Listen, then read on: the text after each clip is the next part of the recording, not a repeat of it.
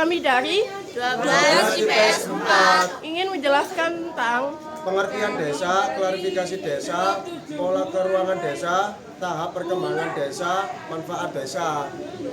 perkenalkan, saya Rasatira Kartika, absen 24. Perkenalkan, nama saya Firya Izzas Ais, absen 10. Saya Zuliana, nomor absen 31. Saya Lelita Sersabila, absen 16. Saya Widi Putra Sanjaya, absen 30. Saya Deyogi Prasetya, absen 1. Saya Hendrawan Permadi, absen 13. Selamat menyaksikan. Desa adalah kesatuan masyarakat hukum yang memiliki batas wilayah yang berwenang untuk mengatur dan mengurus pemerintahan.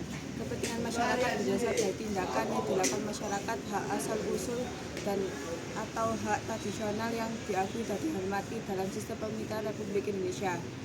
Klasifikasi desa. 1. Desa swasembada. Desa swasembada adalah desa yang masyarakatnya telah mampu memanfaatkan dan mengembangkan sumber daya alam dan potensinya sesuai dengan kegiatan pembangunan. Ciri-ciri desa swasembada antara lain: 1.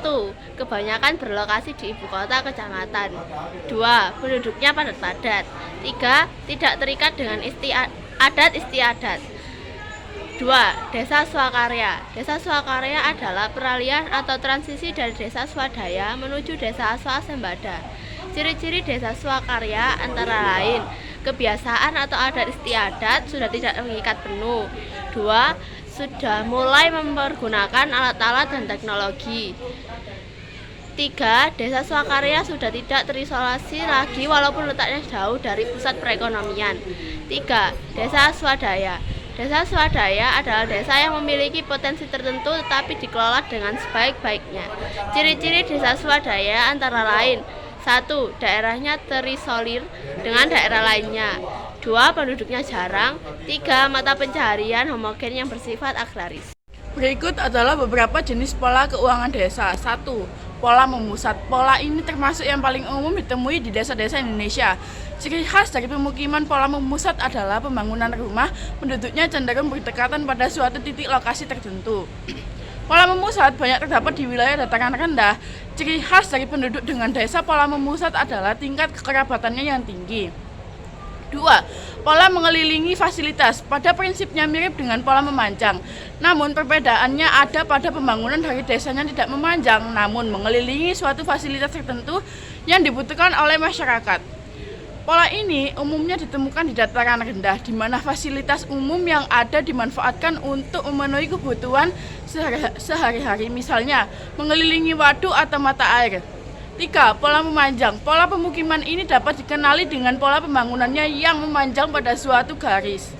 Pola ini sering ditemui pada desa yang berada di pesisir laut karena umumnya penduduk bekerja sebagai nelayan. Selain itu, pola memanjang juga bisa kamu temui pada desa yang dekat dengan jalan raya. Rumah-rumah yang berdiri di atasnya cenderung mengikuti dari garis yang memanjang. 4. Pola menyebar pada pemukiman ini umumnya ada pada daerah dataran tinggi karena rata-rata penduduknya akan mencari dataran rendah. Morfologinya rata dan mudah untuk didirikan bangunan sebagai tempat tinggal para penduduknya. Selain dari faktor morfologi tadi, kecenderungan pembangunan yang menyebar pada desa dengan pola menyebar antara lain karena alasan kesuburan tanah, sumber air, dan topografi dari lingkungannya. Tahap perkembangan desa. Apa sih tahap perkembangan desa itu? Perkembangan desa bisa dilihat dari keadaan masyarakat yang bertempat tinggal di desa tersebut. Pembangunan sarana dan prasarana serta taraf ekonomi masyarakatnya juga bisa menggambarkan bagaimana kondisi dan tingkatan perkembangan sebuah desa. Manfaat desa. Desa itu sendiri juga memiliki fungsi. Berikut ini beberapa fungsi dari desa. Desa memiliki fungsi sebagai pemasok sumber daya untuk memenuhi kebutuhan pokok. Dan desa berfungsi sebagai mitra pembangunan kota. Masyarakat desa berfungsi sebagai sumber tenaga kerja di daerah perkotaan. Pengertian kota. Kota adalah suatu kawasan yang terdapat bangunan-bangunan dari lapisan masyarakat yang sudah menjadi satu kesatuan sekaligus sebagai pusat pelayanan sosial, kegiatan ekonomi, pusat pemerintahan. Kota kecil 2.000 sampai 50.000 jiwa, kota sedang 50.000 sampai 100.000 jiwa, kota besar 100.000 hingga 1 juta jiwa, kota metropolitan sekitar 1 juta jiwa, kota megapolitan lebih dari 5 juta jiwa. Pola keuangan kota. Satu, teori konsentris terdiri dari 5 zona, yaitu zona 1 sebagai pusat kota dan kegiatan inti, zona 2 sebagai pusat penunjang pusat kota, zona 3 khusus sebagai pemukiman kelas pekerja, zona 4 hampir sama dengan zona 3 sebagai tempat tinggal pekerja, zona 5 pemukiman bagi orang-orang jauh dari keramaian kota. 2. Teori sektoral. 3. Teori inti ganda terdiri dari 9 zona, yaitu zona 1 sebagai pusat kota dan kegiatan inti, zona 2 merupakan daerah yang banyak terdapat kegiatan grosir, zona 3 sebagai pemukiman kelas bawah, zona 4 pemukiman kelas menengah, zona 5 pemukiman bagi orang-orang yang ingin jauh dari keramaian kota, zona 6 daerah manufaktur berat, zona 7 khusus bagi daerah pusat bisnis di luar kota, zona 8 yakni pemukiman di pinggiran kota, zona 9 yakni daerah penunjang kota. 4. Teori poros. Yang kelima, teori historis. Manfaat kota. Kota berfungsi sebagai pusat permukiman dan aktivitas manusia sehingga keberadaannya menjadi sangat penting bagi wilayah di sekitarnya. Dalam kegiatan perdagangan, pemerintahan, industri, dan kebudayaan, pemilihan kota sebagai tempat permukiman dipengaruhi oleh adanya pekerjaan di bidang jasa, transportasi, dan manufaktur. Bentuk interaksi desa dan kota.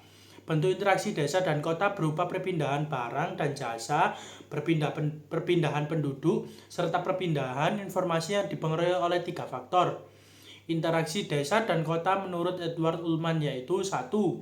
Regional komplementari. Kondisi saling melengkapi terjadi jika ada wilayah yang berbeda komoditas yang dihasilkan. Misalnya, wilayah A mengalami surplus sayuran X, sedangkan wilayah B mengalami surplus ikan.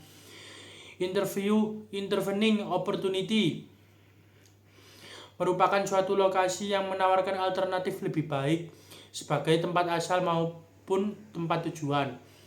Spatial transferability. Interaksi terjadi karena ketersediaan sarana dan prasarana transportasi.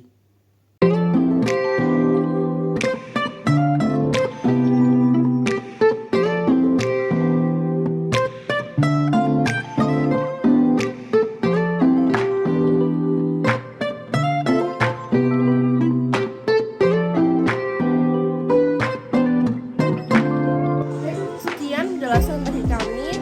Wassalamualaikum warahmatullahi wabarakatuh.